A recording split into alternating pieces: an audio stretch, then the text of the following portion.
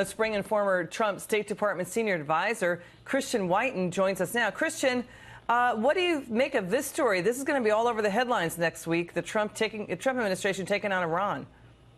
Yeah, it's certainly a good development, marks a fundamental turning point, sort of the continuation of one. We're moving away from this belief that you can cultivate moderates within the Iranian regime through engagement, through economic engagement, and going to a hardline approach of putting sanctions in place. These are big sanctions. They're secondary sanctions, so not just U.S. companies prohibited from doing business with Iran, but any company or country dealing with Iran's oil industry facing sanctions, and in particular European companies will be doing a whole lot less business with Iran. However, there are significant cutouts. Deirdre pointed that the price of oil actually dropped today. True, part of that is big supply at the world level, but also because 8 countries are exempted from these sanctions at least for 180 days. Why is that? You know, there's a belief in the administration that you should ramp up gradually. There's also a concern that high oil prices would be bad for the economy and bad politics.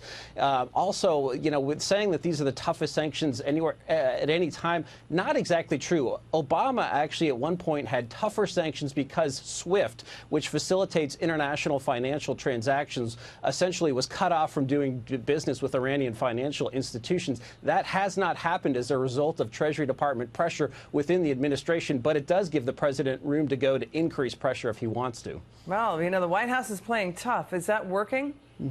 You know, I think it will over time. There are a long list of things they want Iran to do, a list of 12 things. However, I think they would really be willing to compromise if Iran came in from the cold and gave up its nuclear program for real, not the phony giving up that it did for Obama. Christian, separate story. White House National Security Advisor John Bolton really went hard. He went after the leaders of Cuba, Nicaragua, and Venezuela. Let's listen to John Bolton. In reality, they are clownish, pitiful figures more akin to Larry, Curly, and Moe.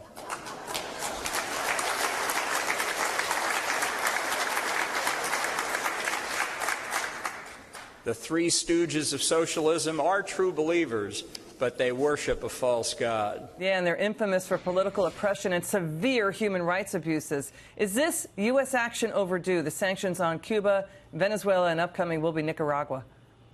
No, I don't think so. And frankly, I'm not really sure where the administration is going with this. I mean, of course, they're bad governments. The economics are appalling, and we see it playing out. And it's a lamentation, a reminder of why socialism doesn't work. On the other hand, President Trump just last month at the UN said, basically, we're not doing neoconservatism. We're not interfering with the affairs of countries that aren't directly threatening us. So Bolton seems to be doing something that's a little off character from the rest of the administration. Or maybe they're collapsing because socialism does work. That's what John Bolton said, too. Christian Whiten, great to see you. Thank you so much for coming in.